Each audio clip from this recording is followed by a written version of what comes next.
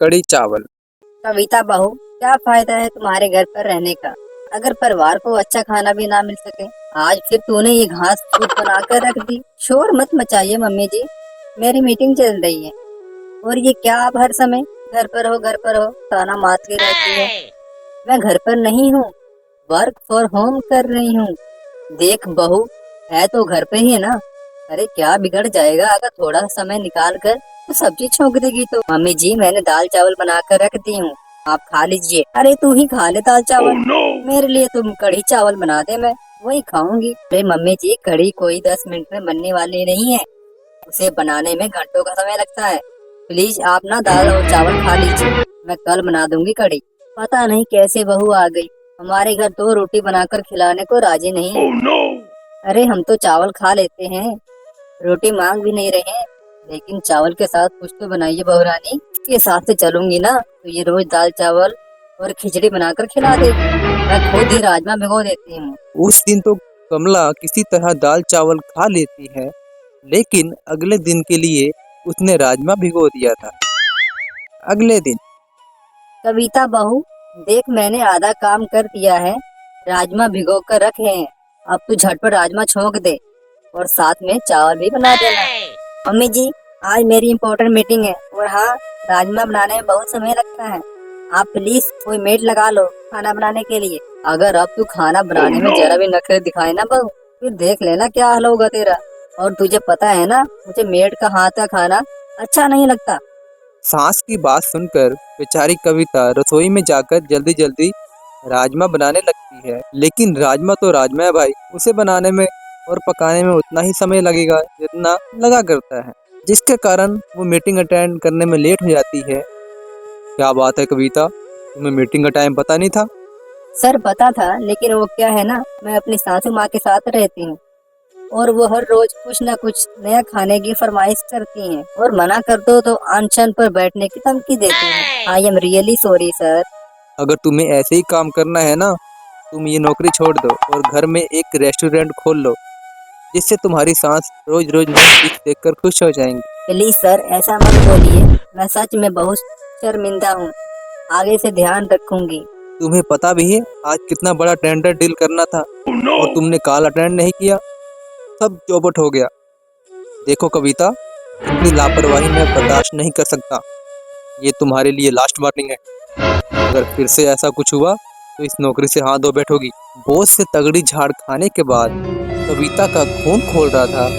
तमाशा बन गया मेरी जिंदगी का। पता नहीं किस मनुष्य घड़ी में मैंने वर्क फॉर होम लेने का डिसीजन ले लिया। जिंदगी जहन्नुम बन गई है मेरी। एक हमारी महान सास है, उन्हें ये समझ में नहीं आता कि मैं घर पर बस दिखाई दे रही हूँ। पूरे 8 घंटे ऑफिस का काम करना होता है मुझे। मम्मी जी को कुछ समझ में नहीं आता। कभी कहेंगे चाय बना कर ला, कभी कहेंगे पकौड़े उतार दे, कभी कहेंगे राजमा बना दे, कभी कहेंगे चावल बना दे। समझ नहीं आता क्या करूँ। अगले दिन कविता बहू, आज कढ़ी बना लेना। 3 दिन हो गया मुझे कढ़ी के लिए। सच्ची मुझे नहीं पता था बेटे की शादी करके हमारी ऐसी हालात होने वाली है। क्या कोई अपने पसंद का खाना भी नहीं बना सकता। अरे ऐसी बहू आई है घर में, कुछ भी बनाकर खिलाने को कह दो तुरंत मुंह सड़ा लेती है। इससे अच्छा तो आदमी 2-4 हजार देकर मेड से बनवा कर खाना खा ले। कविता रसोई में खड़ी होकर अपनी सांस की प्रवचन का आनंद ले रही थी, तभी उसकी सहेली आती है। अरे भाई क्या चल रहा है, तू तो फोन ही नहीं करती आजकल। अरे यार क्या बताऊं तुझे, मैं कोई ऐसा अलाउद्दीन का चिराग ढूंढ रही हूँ जिसको घिसने से कड़ी राजमा छोले 15 मिनट के अंदर तैयार हो जाए, ताकि मुझे अपने सासू माँ और अपने सीओ की बातें सुनने से मुक्ति मिल जाए। अरे यार ऐसा क्या मानती तेरी सासू माँ खाने के लिए? हर तीसरे दिन उन्हें खाने में कड़ी चाहिए होती है, और अगर उनको कह दो कि मेरे पास टाइम नहीं है तो कहेंगी छोले बना ले, राजमा बना ले, सांभर बना ले। कोई ऐसी सब्जी हमारे घर में बन ही नहीं सकती जो जल्दी बन जाए, और अगर उनसे पूछे बिना कुछ बना कर रख दो तो उन्हें पसंद ही नहीं आता। अच्छा तो ये बात है, इसका मतलब तेरी सासू माँ कढ़ी चावल की दीवानी है। फिर तुझे बताती हूँ, मेरे पास एक आइडिया है। इस आइडिया से कढ़ी चावल फटाफट तैयार हो जाएगी और तुझे ज्यादा मेहनत भी नहीं करनी पड़ेगी। अगर ऐसी बात है तो बताना जल्दी। तानिया धीमी आवाज में कविता को कुछ बताने लगती है। अरे वाह यार, किस तरीके से मेरे ससुराल वालों की डिमांड है ना, वो ऐसे ही पूरी हो सकती हैं। आज मैं यही करने वाली हूँ। कुछ देर बाद मम्मी जी कड़ी चावल बनाकर रसोई में रखती हूँ, आप खा लीजिएगा। नीरजा रसोई में जाकर देखती है कि बड़े से भगोने में भरकर कड़ी रखी हुई है। अरे वाह वाह, इतनी सारी कड़ी, आज तो मजा ही आ जाएगा। नीरजा अपने लिए थाली में खाना परोस लेती है और कड़ी चावल की तारीफ करते करते पेट भर के खाना भी खा लेती है। कविता बहू तू भी खाना खा ले। मैंने खा लिया मम्मी जी, मैं खाना अपने रूम में लेकर गई थी। अगर तूने भी खा लिया है तो फिर कड़ी तो बहुत बच गई है। तो ऐसा कर, रात को कुछ मत बनाना। बहू ये सारी कड़ी रखी हुई है, रात में वही खा लेंगे। ठीक है मम्मी जी। अगले दिन सुबह भी नीरजा रात वाली कड़ी खाकर काम चला लेती है, लेकिन कड़ी इतनी ज्यादा थी कि वो अभी भी खत्म नहीं हुई। मम्मी जी अब इस कड़ी को फेंक कर मैं शाम के लिए दाल बना देती हूँ। अरे नहीं नहीं बहू, इतनी बढ़िया कड़ी बनी है और कड़ी ना कभी बासी नहीं होती। कड़ी को जितना बासी करके खाओ उतना ही मजा आता है।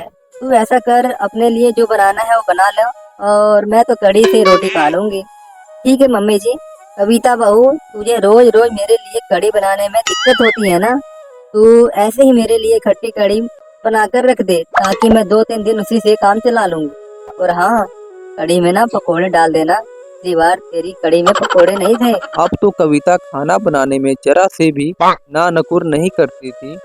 वो खुशी खुशी से अपने सास के लिए कड़ी चावल बनाती और नीरजा भी उसकी बनाई हुई कड़ी को 1-2 दिन तक बड़े आराम से फ्रिज में रखकर खाती रहती। अगले दिन मम्मी जी विमला मौसी आई है। अरे विमला बड़े दिनों बाद इधर की तरफ आ गई है। क्या करूं दीदी, आजकल समय नहीं मिलता। एक बात तो बताना भूल ही गई, बाजार वाले गुरुद्वारा में लंगर शुरू हुआ है। उनकी लंगर में इतना बढ़िया कड़ी चावल मिलते हैं, क्या बताऊं, खाकर मजा ही आ जाता है। आज मैं आपके लिए भी लंगर से कड़ी लेकर आई हूँ, आप भी प्रसाद को खा कर देखो। और वैसे भी आपको कड़ी बहुत पसंद है ना? हाँ बात तो तेरी सही है, कड़ी मुझे बहुत पसंद है, लेकिन तूने मेरी बहू के हाथ की कड़ी नहीं खाई। इतनी बढ़िया बनाती है मेरी बहू कि खाने वाला अपनी उंगली चाटता रह जाए। पर एक कमी करती है, वो कड़ी में ना पकोड़े डालने में बहुत कंजूसी करती है। अच्छा दीदी, इतनी तारीफ कर रही हो तो हमें भी खिला दो बहू के हाथ की कड़ी। क्यों नहीं, तू बैठ, मैं भी लेकर आई। नीरजा अपनी बहन के लिए कटोरी में थोड़ी सी कड़ी लेकर आती है। बिमला कड़ी का एक चम्मच मुंह में रखते ही, अरे दीदी, ये कड़ी आपकी बहू ने बनाई है? और नहीं तो क्या, ऐसा कैसे हो सकता है? आपकी बहू ने तो बिल्कुल वही टेस्ट की कड़ी बनाई है जैसी मैं अभी लंगर से खाकर आ रही हूँ। अरे ऐसा कैसे हो सकता है? अरे दीदी, क्यों नहीं हो सकता? आपको यकीन ना हो तो अभी डब्बा खोल कर देख लो। नीरजा जैसे ही बिमला का लाया हुआ डब्बा खोलती है तो वो बिल्कुल हैरान रह जाती है, क्योंकि डिब्बे में बिल्कुल वही कड़ी थी। उसका रंग, रूप और स्वाद सचमुच बिल्कुल वही था। कविता बहू क्या है ये सब? माफ कर दीजिए मम्मी जी, मैं तंग हो गई थी आपके इस कड़ी प्रेम से। जब मेरी सहेली ने मुझे बताया कि गुरुद्वारे में कड़ी चावल लंगर में बट रहे हैं, तो मैं वहीं से ढेर सारी कड़ी ले आई और आपको खिला दी। और आपको कड़ी बहुत पसंद आ गई, तो मैं वहीं से रोज रोज लाकर आपको कड़ी खिलाने लगी।